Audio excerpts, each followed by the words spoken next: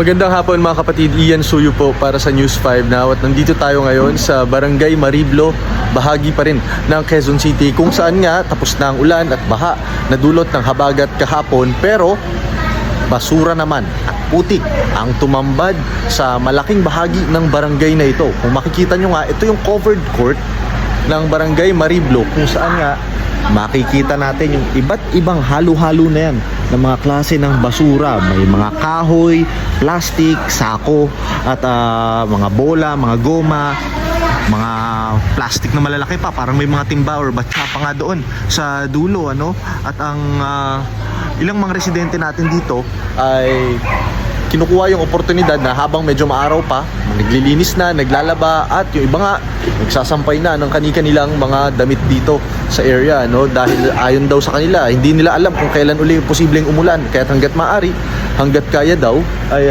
lilinisin na kagad nila yung lugar. Bukod dito sa covered court na ito, mga kapatid, papakita ko lang din sa inyo yung mismong kalsada.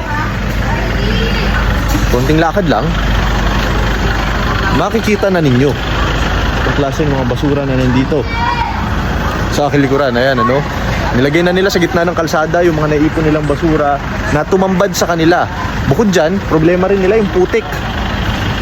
Dito ninyo kung gaano kaputik ngayon yung lugar, ano. Ayon sa mga residente dito ay sanay na daw talaga sila sa ganitong klase ng pagbaha, lalo na tuwing malakas yung buhos ng pag-ulan. At kahapon nga daw, umabot na dyan sa 7 feet, 7 talampakan, mga kapatid, lampas tao ang naging pagbaha dito sa lugar kahapon. Medyo mababa kasi ito, at doon sa may bandang likuran, ayan, makikita ninyo, ilog na daw po yan.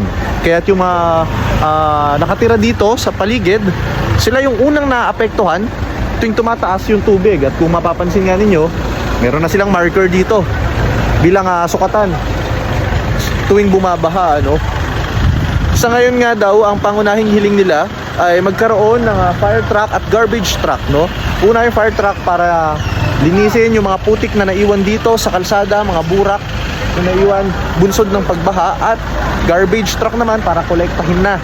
Dahil kapag nagtagal daw, mangangamoy na yung mga basura na naipon dito. Kung mapapansin yan, ikutin natin, ayan, no? Naglalagay na sila, bawat kanto nilalagyan na nila ng mga tumpok ng mga basura. Ayan, pakita lang natin. Tulad dito sa bahagi na ito, ayan. So yun yung mga pangunahing pangangailangan nila. Kailangan nila ng agarang tulong para sa paglilinis dito sa area.